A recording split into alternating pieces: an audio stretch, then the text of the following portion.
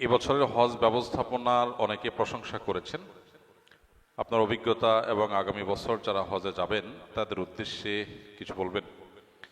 আলহামদুলিল্লাহ, এটা সত্য যে এবছর সৌদি আরবের কর্তৃপক্ষ তাদের হজ ব্যবস্থাপনাকে তারা অন্য যে কোনো বছরের চাইতে ভালো করেছে। এটা সত্য, আমার চোখেও সেটি ধরা পড়েছে। এমনকি হজের যে দুইটা পার্ট, বাংলাদেশ পার্ট, সৌদি আরব পার্ট, উভয় পার্টের ব্যবস্থাপনাই বেশ ভালো ছিল। বাংলাদেশ পার্টির ব্যবস্থাপনা অবশ্য বেশ কয়েক বছর ধরেই ভালো হচ্ছে।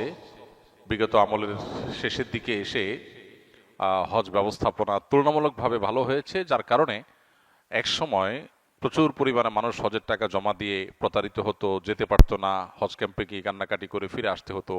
এই দৃশ্যগুলো আর এখন দেখা যায় না বেশ কয়েক বছর যাবত। এটা ভালো। তো তার মধ্যে আবার এই বছর আলহামদুলিল্লাহ তুলনামূলকভাবে হাজিদের হয়রানি অথবা পেরেশানি তুলনামূলকভাবে কম হয়েছে বিগত বছরগুলোর সাথে কম্পেয়ার করলে। আর সৌদি আরবের পার্ট যেটা, ওখানকার যে হজের কার্যক্রম, সেটা আলহামদুলিল্লাহ সৌদি সরকার তুলনামূলকভাবে বিগত যে কোনো বছরের চাইতে বছর খুব ভালোভাবে হ্যান্ডেল করেছে, যার কারণে ভোগান্তি কম হয়েছে। বিশেষ করে অতিরিক্ত গরমে ভিড়ে মানুষ মৃত্যুর যে হার, সেটা বেশ খানিকটা কম, অনেক কম, যার কারণে সব মিলিয়ে প্রশংসা করার মতো একটা পর্যায়ে আসছে। এবং এখান থেকে বোঝা যায় যে কর্তৃপক্ষ চাইলে হজ ব্যবস্থাপনাকে আরো সুন্দর করা সম্ভব, আরো সুষ্ঠু করা সম্ভব। তো আমরা আশা করব সেটা তারা অব্যাহত রাখবে। এবং হজ যদিও কষ্টকর একটা সফর, তারপরও এটা যেন তুলনামূলকভাবে মানুষের জন্য কম কষ্টের হয়, তুলনামূলকভাবে মানুষের জন্য যেন সহনীয় হয়, সেই জন্য তারা যথাযথ ব্যবস্থা গ্রহণ করবেন। তারা আন্তরিক হলে এবং সিরিয়াস হলে আসলে আরো অনেক ডেভেলপমেন্ট করা সম্ভব। আল্লাহ তাদেরকে সেই তৌফিক দান করুক, আমরা দোয়া করি।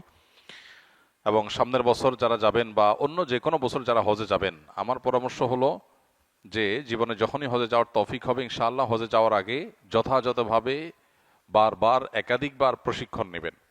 যত বেশি প্রশিক্ষণ নেবেন, জানবেন, শিখবেন এবং সময় দিবেন, তত বেশি ইনশাআল্লাহ হজটা সুচারুরূপে, সুষ্ঠুভাবে, সুন্দরভাবে সম্পন্ন করা সম্ভব হবে। আমরা অনেকেই সরাসরি হজে চলে যাই, প্রপার ট্রেনিং বা প্রশিক্ষণ নেই না। এর ফলে যেটা হয় যে দুঃখ নিয়ে আমাদেরকে ফিরে আসতে হয়, কারণ দেখা যায় বড় বড় মেজর মেজর ভুল করে আমরা চলে আসি।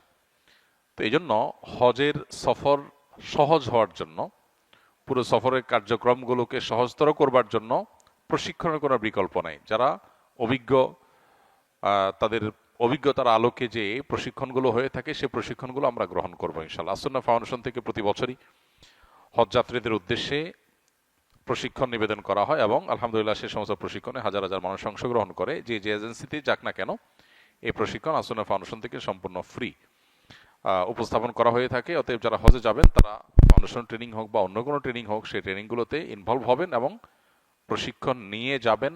ইনশাআল্লাহ আপনার ইবাদতটাও ফলপ্রসূ হবে, সফরটাও সহজতর হবে ইনশাআল্লাহ।